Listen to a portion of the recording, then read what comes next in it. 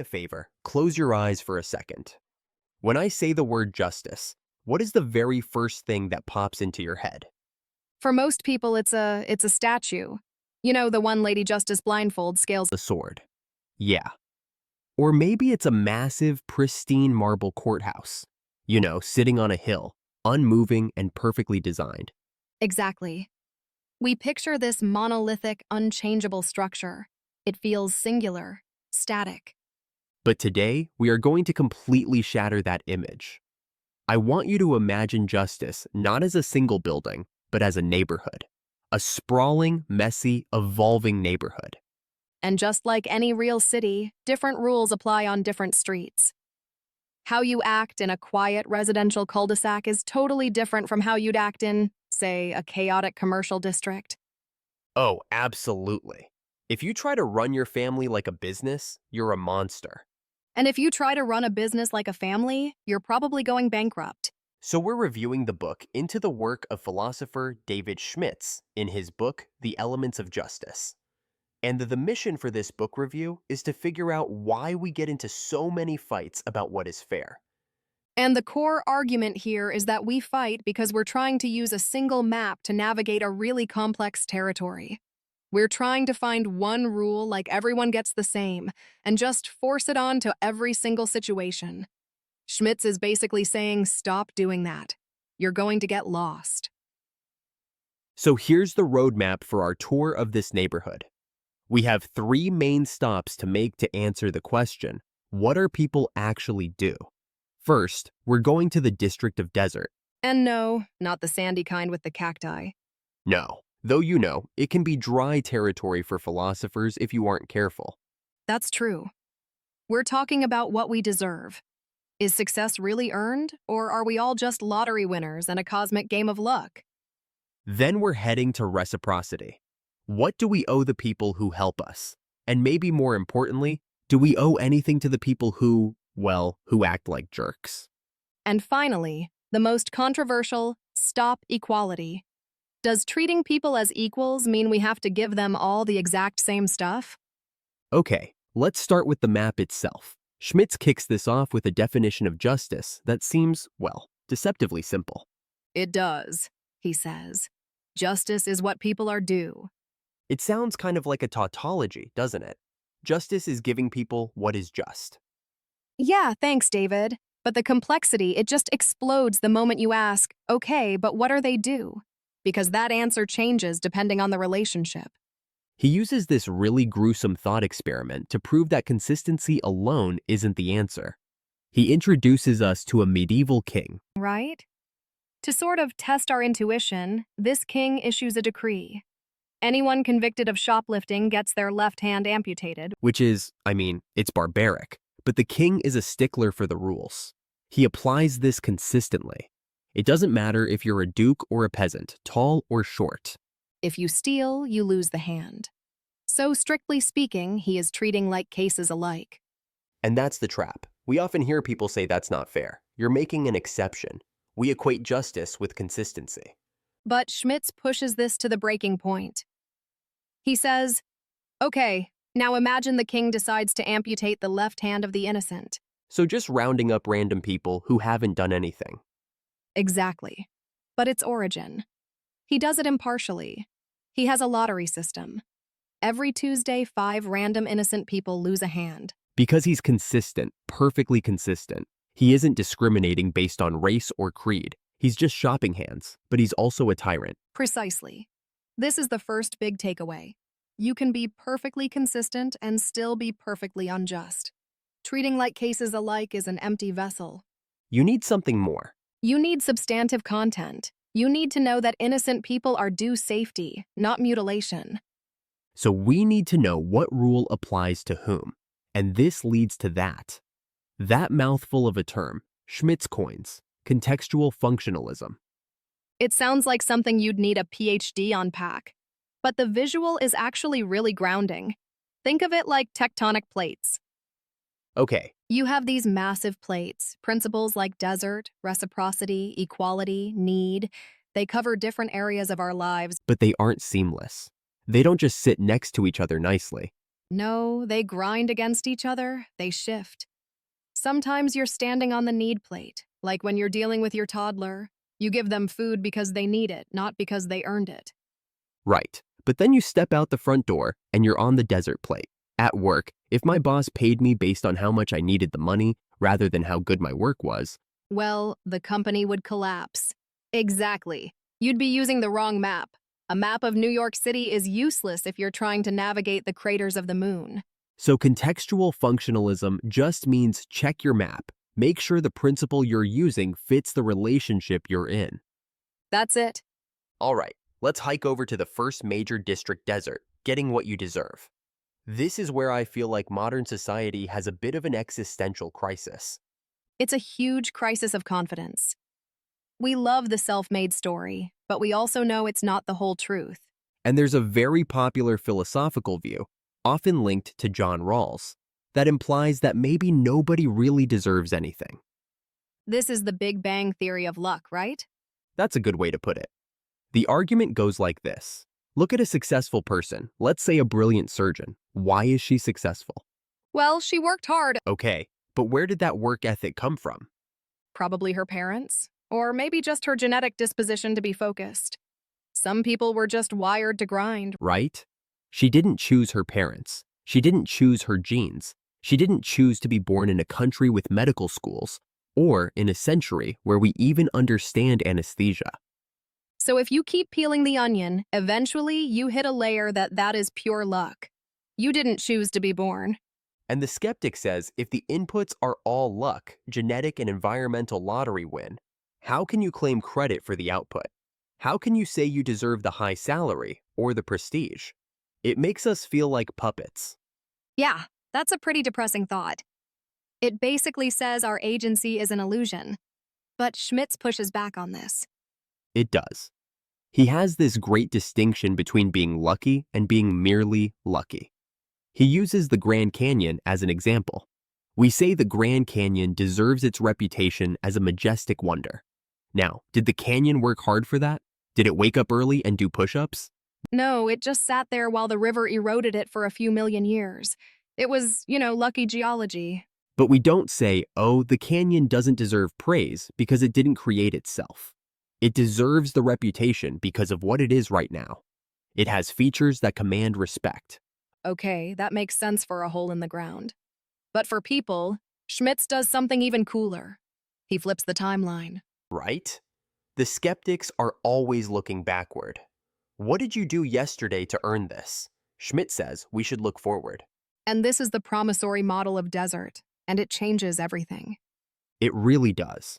It suggests that we can deserve an opportunity not based on our past, but based on our future. We deserve it by doing justice to the opportunity. The source material brings up Saving Private Ryan here, and it is honestly the perfect illustration. I think about this scene all the time. It is perfect. You have Captain Miller, played by Tom Hanks. He's dying on a bridge.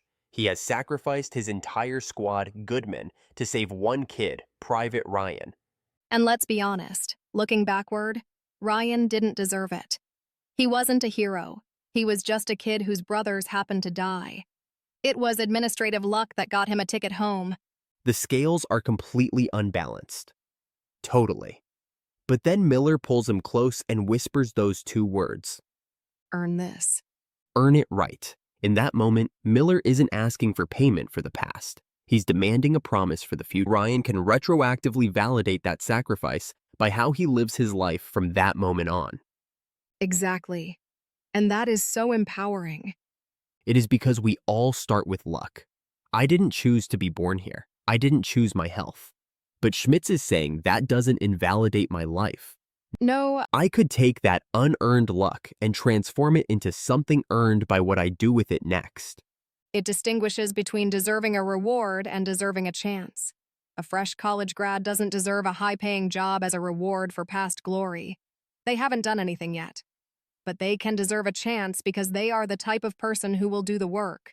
They are a good bet. So desert isn't about settling. That's what the past. It's about making a down payment on the future. That shifts the whole conversation from check your privilege to use your privilege. which connects beautifully to our next stop, reciprocity. Because if desert is about your personal output, reciprocity is about the glue that holds you and your neighbors together. Reciprocity. You scratch my back, I scratch yours.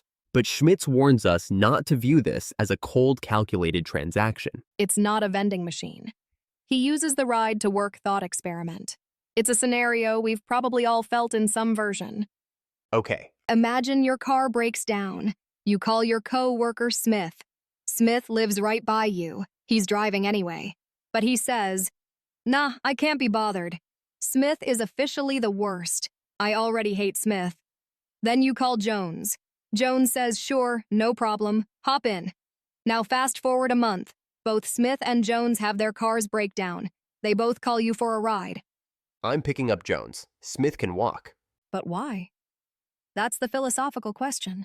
You help Jones partly because he's a good guy. That's the desert principle. But Schmidt says there is a specific debt there. You and Jones have a history. You are closing a loop. And helping Jones actually feels good. It reduces the alienation in the world. It says we are in this together. Exactly. Whereas if you help Smith, I just feel like a doormat. You feel used. you do. Reciprocity is about acknowledging that we aren't just atoms bouncing around. We have ties to one another. But here is where it gets tricky. Reciprocity isn't always symmetrical, It's not always.